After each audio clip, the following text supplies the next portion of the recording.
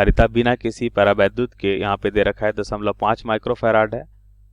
अब प्लेट के बीच के स्थान को परावैद्युतांक यहाँ पे दे रखा है 2 तथा 3 के दो परावैद्युत पदार्थ की समान मात्रा से दिखाए गए दो विन्यासों से बारी बारी भर दिया जाता है। तो धारिता C1 तथा C2 का अनुपात यहाँ पे बताना है क्या होगा। तो इस प्रश्न को समझने के लिए सबसे पहले हम प्रश्न की मुख्य अवधारणा को समझेंगे। तो हम यहाँ पे देखते हैं मुख्य अवधारणा। सबसे पहले देखेंगे समांतर प्लेट संधारित्र की धारिता का सूत्र क्या होता है और देखेंगे कि परावैद्युतांक माध्यम रखने के बाद उसकी धारिता क्या होती है। तो यहाँ पे देखते हैं समांतर प्लेट संधारित्र की धारिता। तो हम देखते हैं कि इसे एक चित्र के माध्यम से देखें तो हम यहाँ पे देखेंगे कि अगर ये समांतर प्लेट है और इस समांतर प्लेट संधारित्र में अगर हम देखें यदि इन प्लेटों का क्षेत्रफल कितना है a है और इन प्लेटों के बीच की दूरी कितनी है d है तो इसकी धारिता C बराबर क्या होता है, यह हो जाएगा एप्सिलॉन नॉट a बटा d। अब यदि हम k परावैद्युतांक का माध्यम रख दें तो यहाँ पे अगर हम इनके बीच k परावैद्युतांक का माध्यम रखते हैं, मान लेते हैं इनके बीच की दूरी d है और क्षेत्रफल a है और इनके बीच हम k परावैद्युतांक का माध्यम रख देते हैं तो नई धारिता जो है C डैश, इसे हम लिख सकते हैं क्या हो जाएगा, k गुना हो जाता है एप्सिलॉन नॉट a बटा d। तो यहाँ पे लिखेंगे k परावैद्युतांक माध्यम रखने के बाद k परावैद्युतांक माध्यम रखने पर ये नई धारिता होती है। अब प्रश्नानुसार उत्तर को समझ लेते हैं। तो हम देखेंगे कि हमें अगर पहला चित्र देखते हैं तो पहले चित्र में क्या दे रखा है कि हम कुछ स्थिति में देखें कि 2 और 3, ये 2 और 3 परावैद्युतांक का माध्यम कुछ स्थिति में रखते हैं तो इनके बीच की दूरी पहले चित्र में देखिए d ही रहेगी दोनों के बीच की दूरी और इनका क्षेत्रफल a ही रहने वाला है। ठीक है, अब इसको अगर हम यहाँ पे दो भागों में रखते हैं तो इसका अगर आधा आधा भाग देखें तो पहले स्थिति में a/2 हो जाएगा, ये भी क्या हो जाएगा a/2 हो जाएगा। ठीक है, और दूरी तो समान रहेगी। तो ध्यान से देखिए d दूरी के मध्य अगर हम देखें तो विभव समान रहेगा। अगर विभव समान रहेगा तो हम लिख सकते हैं कि ये समांतर क्रम संयोजन होगा। तो पहली स्थिति को हम कुछ इस तरह से एक चित्र के माध्यम से समझें तो हम यहाँ पे लिख सकते हैं कि विभव दोनों प्लेट के बीच जो होगा विभव समान रहेगा तो ये समांतर क्रम संयोजन है और समांतर क्रम संयोजन को कुछ इस तरह से लिखते हैं हम। ठीक है, ये पहली स्थिति के लिए है। तो यहाँ पे C1 क्या हो जाएगा, अगर इसके मान लेते हैं C1 और इसे मान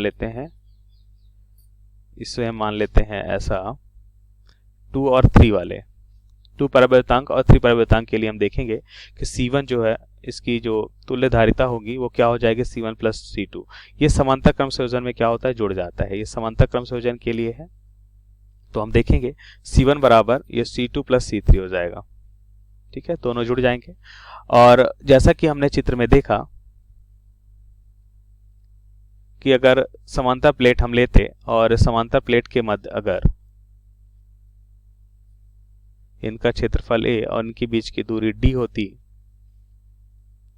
तो हम जानते हैं कि इनकी धारिता C बराबर क्या हो जाता है, एप्सिलॉन नॉट a बटा d हो जाता। अब नई स्थिति के लिए क्या हो जाएगा, देखिए एप्सिलॉन नॉट कॉमन हो जाएगा, दोनों के बीच की दूरी d ये भी समान है, कॉमन हो जाएगा। क्षेत्रफल a/2 है तो a/2 भी कॉमन हो जाएगा। तो हमें क्या मिलेगा, k यहाँ पे k2 यहाँ पे मान लेते हैं k2 और k3 ऐसा मिलेगा। इसे हम मान लेते हैं जो हमें दे रखा है k2 और k3 दे रखा है, k2 2 दे रखा है, k2 3 दे रखा है। तो यहाँ पे हम मान लेते हैं कि जो हमें दे रखा है k2 2 और k3 हमें दे रखा है 3 और C हमें दे रखा है, इसका मान कितना 0.5 माइक्रोफैराड कितना दे रखा है, 0.5 माइक्रोफैराड दे रखा है। तो इसे हल करते हैं तो हमें मान क्या मिलेगा, इसे हल करने पे हमें मिलेगा C1 बराबर एप्सिलॉन नॉट a बटा d को हम क्या लिख सकते हैं, देखिए एप्सिलॉन नॉट a बटा d को हम लिख सकते हैं यहाँ पे 0.5 माइक्रो को 10⁻⁻6 बटा 2 हो जाएगा। K1 प्लस K2 2 और 3 5 हो जाएगा। तो यहाँ से हम देखते हैं C1 हमें कितना मिलेगा। तो इसका मान कितना हो जाएगा 1.25 माइक्रो फैराड हो जाएगा, क्योंकि 10⁻⁻6 को माइक्रो लिख सकते हैं। तो ये हमारे पहले चित्र का उत्तर हो जाएगा। अब दूसरे चित्र के लिए हम मान लेते हैं,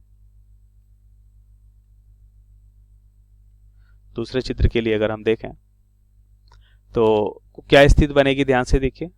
यहाँ पे देखिए क्षेत्रफल देखें K2 परिवर्तन के लिए तो समान रहेगा और K3 के लिए भी क्षेत्रफल समान रहेगा, लेकिन यहाँ पे हमें दिख रहा है कि दूरी जो है कितना हो जा रहा है d/2 और इसकी भी दूरी क्या हो जा रही है d/2 हो जा रही है। तो दूरी यहाँ पे बदल जा रही है। तो हम कह सकते हैं विभव भी दोनों के लिए अलग होगा। इन प्लेटों के बीच अगर विभव देखें तो यह भी विभव अलग हो जाएगा। विभव अगर बदल रहा है तो इसका मतलब ये श्रेणी क्रम संयोजन है। तो हम यहाँ पे लिखते हैं दूसरी स्थिति क्या हो जाएगी, ये वाली हो जाएगी। इसे मान लेते हैं C2 और इसे मान लेते हैं C3 और तो तुल्य संयोजन जो हो जाएगा दूसरे चित्र के लिए वह हो जाएगा C2 और C3 बटा क्या हो जाएगा, ये हो जाएगा C2 प्लस C3। ये होता है श्रेणी क्रम संयोजन के लिए सूत्र। अब मान को लिखते हैं। तो यहाँ पे ध्यान से देखिए, हम लिखेंगे C2 कितना हो जाएगा एप्सिलॉन नॉट A समान रहेगा एप्सिलॉन नॉट A बटा D। D यहाँ पे क्या हो जाएगा आधा D बटा 2, तो 2 को ऊपर लिख सकते हैं। ये हो जाएगा C2 और साथ में रहेगा K2 गुणा 2 एप्सिलॉन नॉट A K3 बटा क्या हो जाएगा, यह हो जाएगा D। फिर से इनको हम जोड़ेंगे तो हम क्या कॉमन कर सकते हैं, कुछ मान, जैसे 2 कॉमन हो जाएगा क्योंकि इनको जोड़ना भी है। तो 2 कॉमन हो जाएगा एप्सिलॉन नॉट A कॉमन हो जाएगा बटा D कॉमन हो जाएगा। तो यहाँ पे मिलेगा K2 प्लस K3। अब ध्यान से देखिए, तो यहाँ पे कुछ मान जो हैं कैंसिल हो जाएंगे। 2 एप्सिलॉन नॉट बटा D 2 एप्सिलॉन नॉट A बटा D ये कैंसिल हो जाएगा और C2 हमें क्या मिलेगा, ध्यान से देखिए, ये हमें मिलेगा 2 एप्सिलॉन नॉट A बटा D और ये हो जाएगा K2 K3 बटा क्या हो जाएगा, ये हो जाएगा K2 प्लस K3। तो यहां से हमें मिलेगा, हम लिख सकते हैं कि 2 एप्सिलॉन नॉट A बटा D को हमने देखा कि क्या मान दे रखा है, ये 0.5 दे रखा है। तो यहाँ पे हो जाएगा 2 गुणा 0.5, क्योंकि हमें C का मान दे रखा है 0.5 और ये समांतर प्लेट के लिए हम जानते हैं एप्सिलॉन नॉट A बटा D होता है जब K परिवर्तन का माध्यम नहीं था। K2 और K3 को 2 गुणा 3 बटा क्या हो जाएगा 2 प्लस 3 5 हो जाएगा। अब इसे हल कर लेते हैं तो हमें मान कितना मिलेगा, हमें मान मिलेगा, ये दशमलव हटाते हैं तो यहाँ पे 10 हो जाएगा, ये कैंसिल हो जाएगा और इसको अगर हम गुणा करें 2 दूना 4 त्याई 12 1.2 माइक्रोफैराड हो जाएगा। तो 1.2 माइक्रोफैराड ये हमारे प्रश्न का यहाँ पे सही उत्तर है। आशा करते हैं आपको समझ आया होगा। धन्यवाद।